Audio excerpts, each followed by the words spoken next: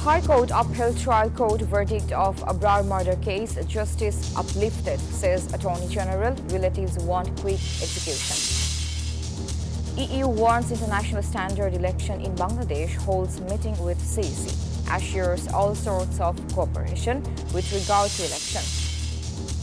TIB recommends not to use rape word in mass media. Forms human chain protesting violence against women.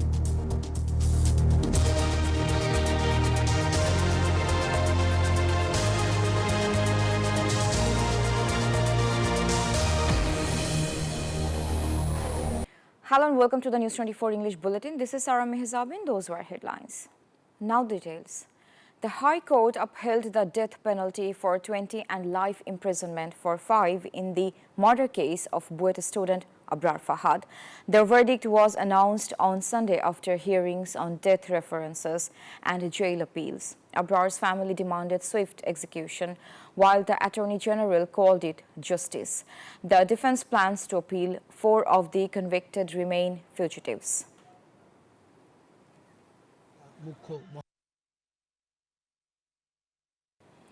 Former IGP Abdullah Al-Mamun has been added as an accomplice in the first genocide case of July-August killings, alongside former Prime Minister Sheikh Hasina. The tribunal also granted permission for questioning on March 18.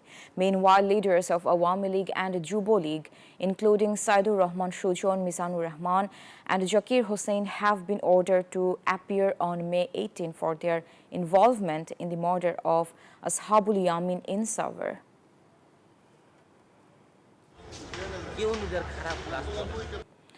The court will issue a ruling on bail pleas for over 200 accused in the Pilkhana massacre explosives case tomorrow.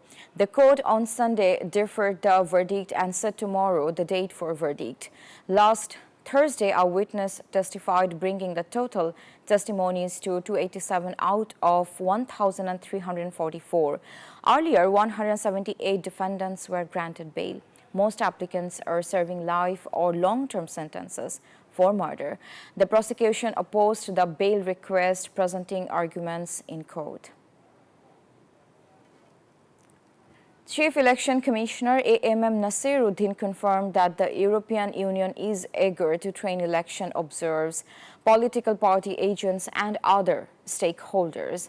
Following a meeting with EU Ambassador Michael Miller and a 5-member delegation on Sunday, Nasir stated that the EU will provide comprehensive support for the upcoming elections.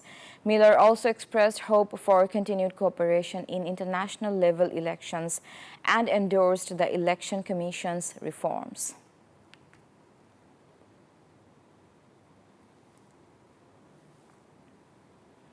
Transparency International Bangladeshis Executive Director Dr. Iftekharuজ্জামান stated that despite 54 years of independence, women have not achieved full freedom. Speaking at a human chain in Dhaka, he criticized the police's recommendation to avoid using the term rape in media. He also praised the government's move to amend rape laws, urging the inclusion of opinions from organizations working on women's and children's issues in the process.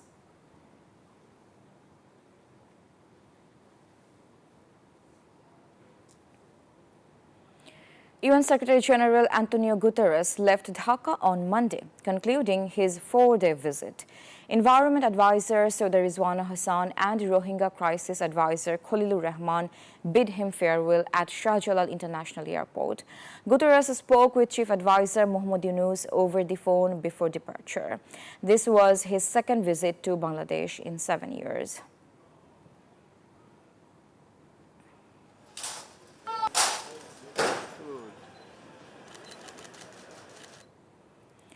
The July proclamation will be announced soon, said Advisor Saudar Rizwan Hassan. All political parties except BNP have shared their opinions, which will be discussed in the Advisory Council meeting. She dismissed concerns about election neutrality, stating the government has no involvement in forming new parties. Meanwhile, the newly formed National Citizens Party NCP is preparing for elections. The government will implement minor reforms before the polls.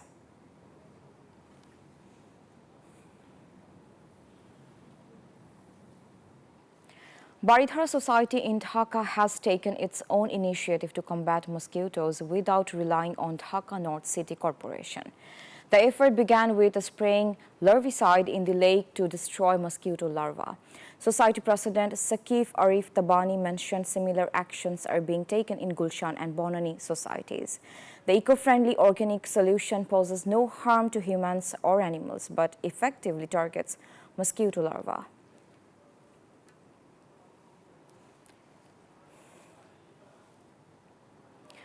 A new land port is being built in Bholaganj of Sylhet with World Bank funding, making it the country's 24th land port. Currently, only limestone is being imported through this route. However, opinions are mixed among business owners and authorities. Once operational, the port will facilitate the import and export of various goods. The project, costing around 175 crore taka, is expected to begin in July.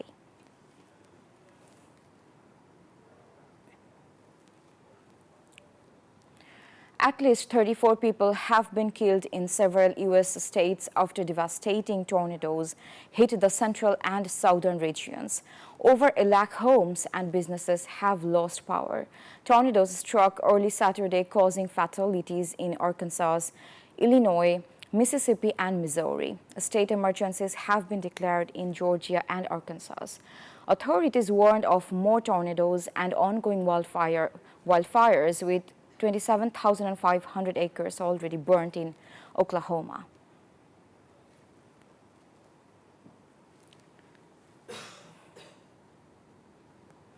Bosundhara Kings, a top football club in Bangladesh, has launched its own football academy to develop young talents. The academy, under the guidance of technical director Baijid Alum Nipu, trains budding players with advanced techniques. Parents are thrilled to enroll their children in this academy. With nearby 300 young footballers training, the academy plans to scout and develop top players from across the country.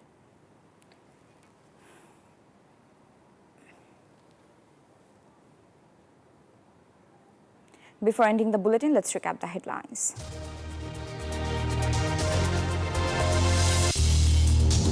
High Court upheld trial court verdict of Abrar murder case. Justice uplifted, says Attorney General. Relatives want quick execution. EU wants international standard election in Bangladesh. Holds meeting with CAC. Assures all sorts of cooperation with regard to election. TIB recommends not to use rape word in mass media. Forms human chain protesting violence against women. That's all from the newsroom today. Thank you for watching NEWS24. Stay with us.